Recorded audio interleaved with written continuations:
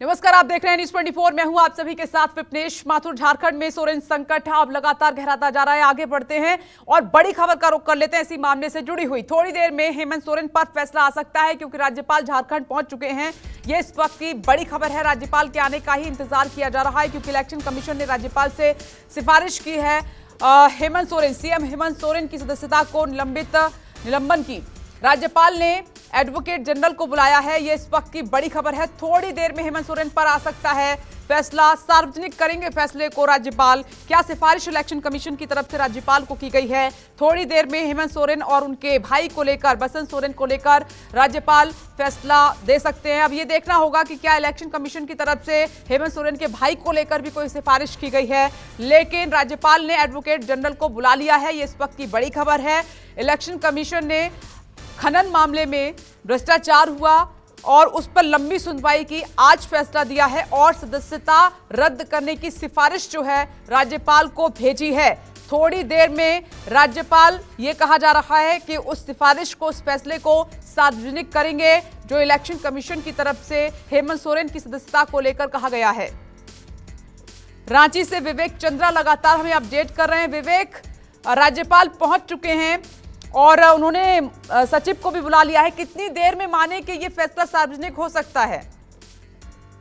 थोड़ी देर में, अभी तुरंत राज्यपाल यहाँ पर पहुंचे हैं और इन्होंने एडवोकेट जनरल को भी बुलाया है और थोड़ी देर में, जैसा कि बताया जा रहा है, हमारे जो सूत्र बता रहे हैं कि थोड़ी देर में जो है फैसला वो सामने आ सकता है कि आखिर जो इलेक्शन कमीशन ने जो चिट्ठी लिखी है उसमें है आखिर किस किस चीज़ों पर उससे फोकस किया गया है, किन चीज़ों के बाबत वो चिट्ठी लिखी गई है।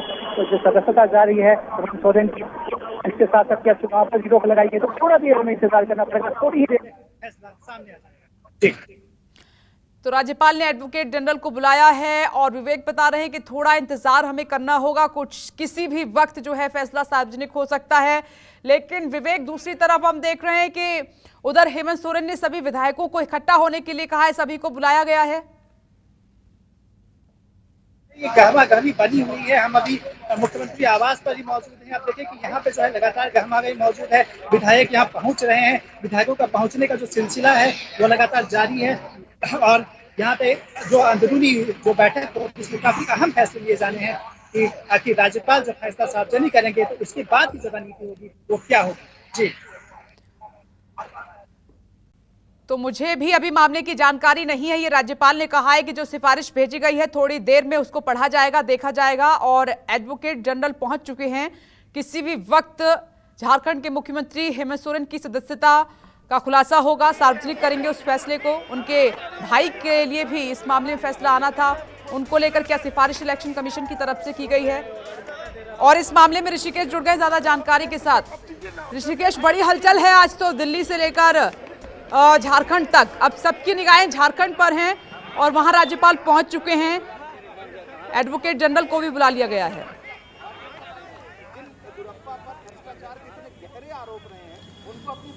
बिल्कुल विपनेश, देखिए जेएमएम के जो सूत्र हमें जानकारी दे रहे हैं उसके मुताबिक आदेश की कॉपी मिलने के बाद ही वो अगली कार्रवाई करेंगे।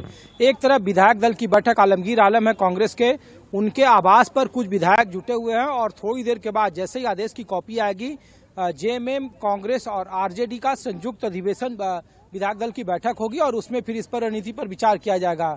जेएमएम को अभी भी लगता है कि सदस्यता चली जाएगी, ये बात उन्हें भी मालूम है, लेकिन जो 6 साल या 3 साल पर चुनाव लड़ने की रोक को लेकर बताया जा रहा है, उसको लेकर वो उसे फिर कोर्ट में चुनौती देंगे, इस बात की जानकारी दी जा रही है।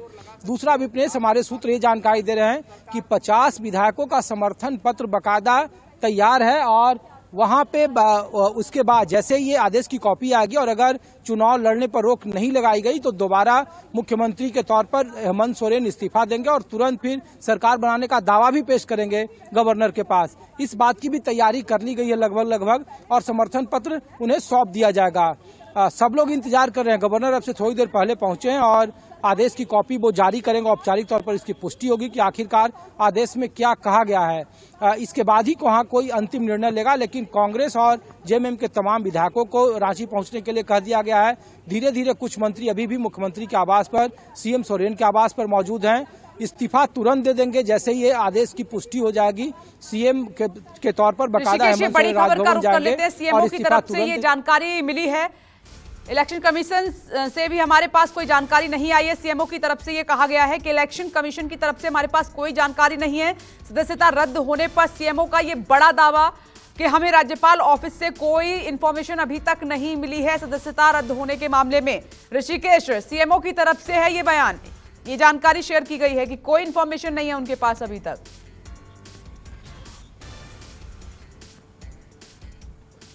बिल्कुल बिल्कुल विपनेश, यही बात मैं अपने दर्शकों को भी बता रहा हूं। हमारी आज सीएम के जो निजी सचिव है उनसे अब से थोड़ी देर पहले बात हुई है और वो भी यही बात दोहरा रहे हैं कि अब तक मुख्यमंत्री कार्यालय को या फिर सचिवालय को ऐसी कोई जानकारी नहीं मिली है उनकी सदस्यता को लेकर के। लेकिन जो संकेत हैं, जो बीजेपी के नेता दावा कर रहे हैं, उसके मुताबिक कहा जा रहा है कि जो 9A है, जनप्रतिनिधि कानून जो है, उसके तहत 9A का जो धारा लगाया गया है, उसके तहत लाभ का पद जो 2021 में 15 जुलाई 2021 को जो जगह है जहां पे खनन आवंटन की गई थी, 0.88 डिसमिल जो जमीन है, वो कहा जा रहा है कि उसके एवज में लाभ का पद चुनाव आयोग में जब बहस पूरी हुई थी तो ये माना गया कि लाभ के पद को वो वेरीफाइड करते हैं, वो उसकी शर्तों को उसके परिधि में आते हैं, लिहाजा उनकी सदस्यता जानी तय है। और ये परसों ही, चूंकि इतना गोपनीयता बरता गया था चुनाव आयोग से कि चुनाव आयोग के ऑफिशियल से कोई चिट्ठी निर्गत नहीं की गई थी, बाहरी से कुरियर के जरिए रांची भेजा गया। चूंकि गवर्नर अपने निजी कामों से बीते 5 से 6 दिनों से दिल्ली में मौजूद थे और एक भी राजनीतिक उनकी मुलाकात नहीं हुई। अंदाजा लगाया जा रहा था कि वो पीएम या फिर गृह मंत्री से मुलाकात करेंगे, लेकिन कोई उनकी मुलाकात नहीं हुई। लेकिन चुनाव आयोग ने वो चिट्ठी भेज दी है, सूत्र ये दावा कर रहे हैं, बीजेपी भी ये दावा कर रही है, उसमें सदस्यता जानी तय है। ये भी बताया जा रहा है बरहेट जहां से मौजूदा विधायक हैं वहां से हेमंत सोरेन विधायक और उनकी सदस्यता चली जाएगी लाभ के पद को लेकर के। लेकिन चुनाव लड़ने पर जो रोक लगाए जाने वाली बात आ रही है, ये महज अटकलें हैं। मुख्यमंत्री आवास या मुख्यमंत्री से जुड़े हुए जो सूत्र हैं वो इस बात का इंतजार करें कि आदेश की कॉपी है। अगर चुनाव लड़ने संबंधी रोक लगाई गई होगी तो फिर ऋषिकेश, 1 मिनट रोकना होगा। बड़ी खबर, सीएम हेमंत सोरेन ने बीजेपी पर बड़ा हमला किया है और वो कह रहे हैं कि जांच एजेंसियों का दुरुपयोग किया जा रहा है। हेमंत सोरेन का ये कहना है सारे संवैधानिक संस्थाओं पर बीजेपी का कब्जा हो चुका है। तमाम विपक्षी दल एक ही बात सुर में सुर मिलाकर कह रहे हैं। तो जैसे ही ये खबर आई कि उनकी सदस्यता जा सकती है, राज्यपाल थोड़ी देर में इस फैसले को सार्वजनिक करेंगे, उससे पहले हेमंत सोरेन का ये बड़ा बयान, इसके मायने रमन कुमार आपसे समझने की कोशिश करते हैं।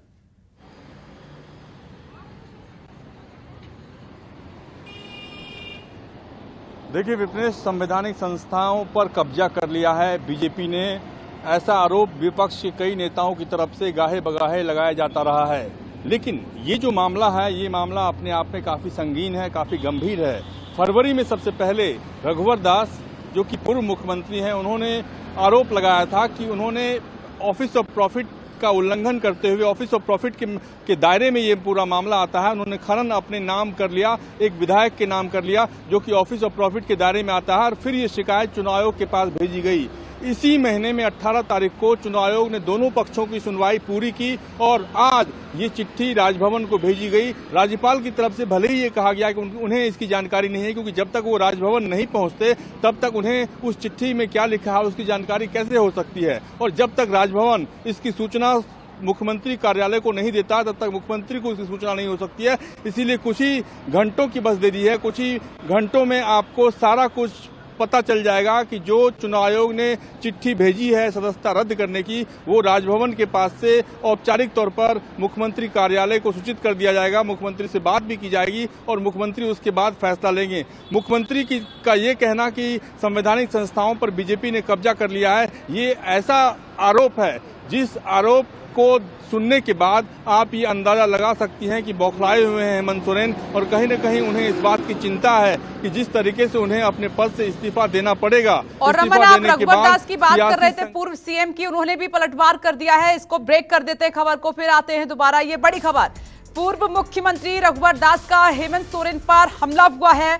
जेएमएम ने सत्ता में आते ही लूट की है, भ्रष्टाचार किया है। रघुवर दास कह रहे हैं राज्य की संपत्ति को लूटने का काम किया है। सुनिए। झारखंड मुक्ति मोर्चा को झारखंड की जनता ने सत्ता सौंपा था और किस तरह सत्ता में आते ही उन्होंने जल जंगल जमीन के साथ साथ जो राज्य की हमारी खनिज संपदा है इस तरह लुटवाने का काम किए, लुटवा भी रहे हैं और अपने भी लुटने के लिए स्वयं मुख्यमंत्री रहते हुए अपने भी लीज लिए, अपनी धर्मपत्नी श्रीमती कल्पना सोरेन जी को भी दिलाया, उनके भाई भी, उनके प्रतिनिधि भी और उनके प्रेस सलाहकार भी। विवेक चंद्रा इस पर हमें ज्यादा अपडेट दे रहे हैं। विवेक, ये तो सोरेन फैमिली पर बड़ा हमला है, जब से सरकार में आए हैं लूटने का ही काम कर रहे हैं, रघुवर दास कह रहे हैं। जी, लगातार जो है वो हमला लगातार किया जा रहा है। ये पहला हमला नहीं, इससे पहले भी कई तरह के हमले किए गए हैं और अब तो एक तरह से जो है सरकार पूरी तरह से संकट में सरकार घिर गई है, हेमंत सरकार पूरी तरह संकट में घिर गई है और लगातार जो है बीजेपी हमलावर हो गई है। उन्होंने एक तरह से ये हम कह सकते हैं कि ट्विटर वार चला रखा था। अगर लगातार देखें तो बीजेपी का ये ट्विटर वार लगातार जारी था और पहले ही सरकार जाने की भविष्यवाणियां की जा रही थी। और अभी जो हेमंत सोरेन का बयान आया है, अभी जो हेमंत सोरेन ने कहा है कि बीजेपी जो है वो सरकारी एजेंसियों का दुरुपयोग कर रही है, तो कहीं न कहीं ये भी कयास लगाए जा सकते हैं और राजनीतिक गलियारों में ये भी कयास लगाए जाने हैं कि कहीं न कहीं एक जो डर है बीजेपी के मिशन का वो भी हेमंत सोरेन को है। लेकिन वो अभी तो ये कहा जा रहा है कि सब कुछ ठीक है, ऑल इज वेल है। अभी आलमगीर आलम से मेरी बात हुई, उन्होंने ये कहा कि नहीं, सरकार पर कोई भी संकट नहीं है, कोई खतरा नहीं है, हमने कोई खतरा नहीं है, हम सुरक्षित। लेकिन कहीं न कहीं इस बयान के बाद ये नजर आ रहा है कि कुछ न कुछ संकट के बादल मंडरा रहे हैं और खतरा हेमंत सोरेन महसूस कर रहे हैं। जी विवेक, मीटिंग को लेकर क्या अपडेट है, कौन कौन पहुंचा है मीटिंग के लिए? जी, मीटिंग के लिए देखिए लगातार जो है यहाँ पर लोगों के आने का सिलसिला, विधायकों के आने का सिलसिला शुरू हो गया है। आलमगीर आलम यहाँ पहुंच चुके हैं, अन्य दूसरे विधायक भी लगातार पहुंच रहे हैं और मैं उधर बता दूं कि राज्यपाल भी रांची पहुंच चुके। तो जैसे ही वहाँ से ये राज्यपाल वहाँ से ये जो है ऑफिशियल लेटर जारी करते हैं, ये जो फैसला आया है उसे जारी करते हैं, तो उसके बाद यहाँ पर बैठक आयोजित की जाएगी। एक एक करके जो आने का सिलसिला है विधायकों का वो यहाँ पर मुख्यमंत्री आवास में शुरू हो गया है।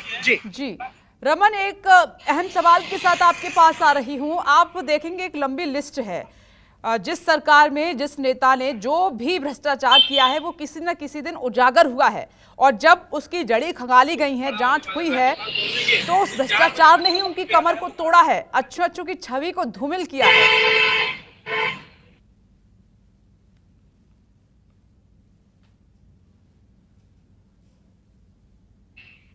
अभी रघुवर दास ने आरोप ये लगाया है कि जल, जंगल, जमीन, इनको प्रोटेक्ट करने की जिम्मेदारी वहाँ के मुख्यमंत्री की होती है, वहाँ के नेताओं की होती है, लेकिन जल, जंगल, जमीन के साथ साथ खनन पे भी जिस तरीके से एक चोट पहुंचाया है, जिस तरीके से उनको अपने नाम करने की कोशिश की है, उस मामले में ही चुनाव आयोग ने चिट्ठी राज्यपाल को भेजी है, राजभवन को भेजी है।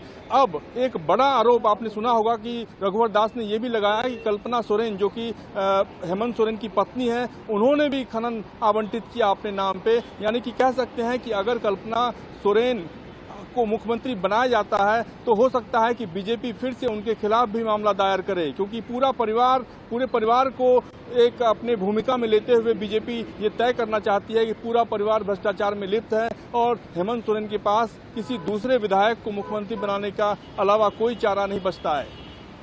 आप रमन बहुत इंपॉर्टेंट बात कह रहे हैं। एक बड़ी खबर का रुख कर लेते हैं इस वक्त, जो कि विवेक चंद्रा दे रहे हैं जानकारी की। सीएम हेमंत सोरेन के घर पर कई मंत्री पहुंचे हैं, उनके पहुंचने का सिलसिला लगातार जारी भी है और अब देखते हैं क्योंकि राज्यपाल का फैसला क्या आना है, जो सिफारिश भेजी गई है वो किस तरह से सार्वजनिक करते हैं, उसके बाद हो सकता है कि कोई डिसीजन हो। विवेक, कई मंत्री पहुंच चुके हैं वहां पर।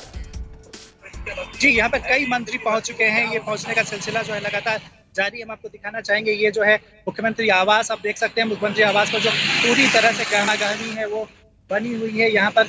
और जो मुख्य द्वार है इसमें हमेशा मीडिया कर्मियों का प्रवेश हुआ करता था, लेकिन आज जो है मुख्य द्वार पर मीडिया कर्मियों का प्रवेश वर्जित कर दिया गया है। मीडिया कर्मियों को भी अंदर जाने की इजाजत यहाँ से नहीं दी जा रही है और लगातार यहाँ जो है विधायकों का सिलसिला आने का जारी है, मंत्रियों के आने का यहाँ पर सिलसिला जारी है। जी, हो सकता है कि इसके बाद कोई बड़ा फैसला लें। विवेक, जिस तरीके से रमन कह रहे हैं कि हेमंत सोरेन की पत्नी का भी नाम सामने आ रहा है, तो जाहिर सी बात है कि अगला कोई फैसला वो ऐसे नहीं लेंगे जो फिर से विवादों में आ जाए। सोच समझ के ही उनको अगला कदम उठाना होगा हेमंत सोरेन को।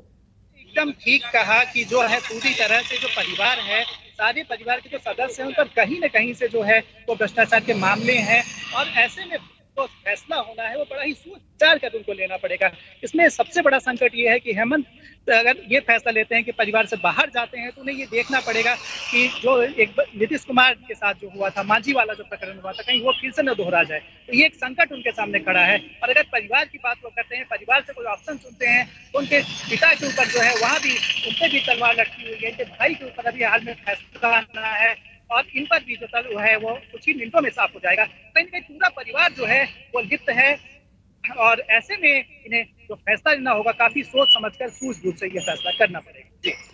और इसीलिए रमन, इससे पहले जब मैं आपसे बात कर रही थी कि इन सब बातों को, एक तो परिवारवाद का आरोप लग रहा है, दूसरा फैमिली के कई मेंबर्स का नाम इस तरीके से भ्रष्टाचार में है, तो क्या फैमिली से बाहर भी कोई व्यक्ति ढूंढा जा सकता है, क्योंकि वो बचना चाहेंगे इस तरीके की कंट्रोवर्सी से?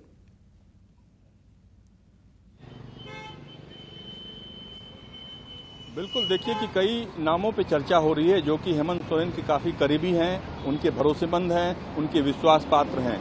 हेमंत सोरेन जब भी ये फैसला करेंगे कि मुख्यमंत्री पद से इस्तीफा देने के बाद क्या वो फिर से यूपीए विधायक दल के नेता बनते हैं और फिर से सरकार बनाने का दावा पेश करते हैं, या अपनी पत्नी को मुख्यमंत्री बनाते हैं। लेकिन जिस तरीके से रघुवर दास ने कहा कि उनकी पत्नी के नाम पे भी खनन घोटाला का मामला चल रहा है, या अगर उनको मुख्यमंत्री बनाया जाता है तो वो इस मामले को आगे परस्यू कर सकते हैं। ऐसे में हेमंत सोरेन के पास इसके अलावा कोई दूसरा चारा नहीं बचता है कि वो अपने विश्वास पात्र किसी व्यक्ति को मुख्यमंत्री पद के लिए आगे करें, जिनका भरोसा विधायकों के बीच में भी है, जो परिवारवाद का आरोप उन पर लगातार लगता रहता है। उस परिवारवाद के आरोप से भी वो बच सकते हैं और साथ ही साथ पर्दे के पीछे से सरकार भी चला सकते हैं। इसलिए बड़ी गुंजाइश इस बात की है कि हेमंत सोरेन जब भी ये फैसला करेंगे कि अगला मुख्यमंत्री कौन होगा, उस फैसले के पीछे तमाम तरह की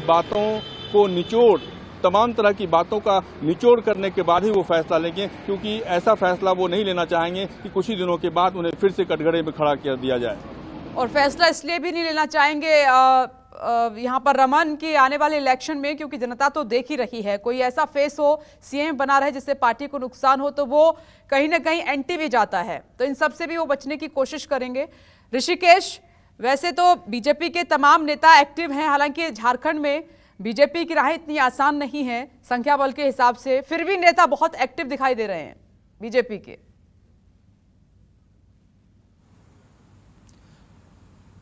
बिल्कुल विपनेश, देखिए चूंकि हेमंत सोरेन ने इसके पहले एक कोशिश की थी कि यहाँ गृह मंत्री से मुलाकात की थी राष्ट्रपति चुनाव के ठीक पहले, और राष्ट्रपति चुनाव में द्रौपदी मुर्मू का समर्थन किया था झारखंड मुक्ति मोर्चा ने, जबकि वो वहाँ कांग्रेस के समर्थन से सरकार चला रही है। 18 विधायक हैं वहाँ 81 में से, और 48 जिसकी संख्या है।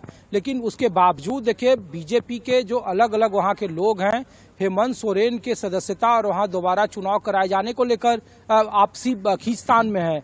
वहाँ का एक बड़ा जो समर्थक था वो इस बात की हिमायती था कि जेएमएम के साथ सरकार बनाया जाए बीजेपी को लेट करके, जबकि दूसरे गुट का मानना था कि अगर ऐसा करेंगे तो फिर 2024 में उन्हें बड़ा नुकसान होगा। इसीलिए जब निशिकांत दुबे बार बार, जो कि सबसे ज्यादा मुखर तौर पर वो बोल रहे थे हेमंत सोरेन के खिलाफ, जिनके कार्यकाल में 36 मुकदमे दर्ज किए गए निशिकांत दुबे पर, जो देवघर से सांसद हैं, और वो बार बार कह रहे हैं कि इस्तीफा देकर चुनाव में जाना चाहिए पार्टी को, और वो चुनाव की बार बार मांग कर रहे हैं। तो बीजेपी की कोशिश ये है कि इस तरह के मामले में अगर संवैधानिक अड़चन पैदा होती है और अगर चुनाव लड़ने से रोक दिया जाता है, क्योंकि परिवार के जो 3 और सदस्य हैं, देखिए बसंत सोरेन जो इनके भाई है, दुमका से उपचुनाव जीते हैं, उन पर 29 तारीख को चुनाव आयोग में फैसला आना है, उन पे चल रहा है, उन पर सुनवाई चल रही है। पत्नी कल्पना सोरेन पर लगातार हमलावर है बीजेपी, क्योंकि लगता है कि अपनी पत्नी को विधायक दल का नेता चुन सकते हैं अगर इनके चुनाव लड़ने पर रोक लगाई जाती है तो ये सब चीजों की किलेबंदी हो रही है। और इसीलिए बीजेपी की ये कोशिश है कि जब तक फैसले की कॉपी ना आ जाए, क्योंकि देखिए अभी तक राजभवन के जो हमारे सूत्र जानकारी दे रहे हैं, गवर्नर वहां पहुंचेंगे, उनकी मौजूदगी में सीलबंद लिफाफा खोला जाएगा और फिर आदेश की कॉपी उन्हें भेजी जाएगी, क्योंकि ये नियम कहता है कि जो उसमें एप्लीकेंट है उसको एक एक कॉपी भेजी जाती है। एक बीजेपी के वहाँ के लोकल जो स्थानीय वहाँ का एप्लीकेंट था बीजेपी पार्टी उसको भेजा जाएगा, जिसके चिट्ठी पर यह कार्रवाई हुई है और जिस पर ये पूरा चुनाव मामला चला है। और जो 10 जुलाई 2021 को जो दोबारा खनन का आवंटन हुआ, उसको लेकर जो लाभ का पद बताया जा रहा है और प्रिवेंशन ऑफ करप्शन एक्ट के तहत जिस पे कार्रवाई करने की बात की जा रही है, तो ये एक बड़ा बदलाव है। लेकिन बीजेपी का एक बार चुनाव का समर्थक है तो दूसरा चाहता देखते है हैं कि अगली अब इसकी तस्वीर क्या निकलकर सामने आती है। फिलहाल तो राज्यपाल का जो सार्वजनिक करना है, उनको जो सिफारिश भेजी गई इलेक्शन कमीशन की तरफ से जिस फैसले को सार्वजनिक करना है, उसका इंतजार हो रहा है। बहुत जल्द बड़ी खबर आपको देंगे। आप सभी का बहुत बहुत शुक्रिया। एक छोटा सा ब्रेक, हम जल्द हाजिर होंगे। नमस्कार, मैं हूं मानक गुप्ता। अगर आपको हमारा ये वीडियो पसंद आया हो तो इसे लाइक और शेयर जरूर करें और हां, हमें सब्सक्राइब और फॉलो करना ना भूलें ताकि आप देश और दुनिया की कोई खबर मिस ना करें। तो जुड़े रहिए हमारे साथ और देखते रहिए न्यूज़ 24।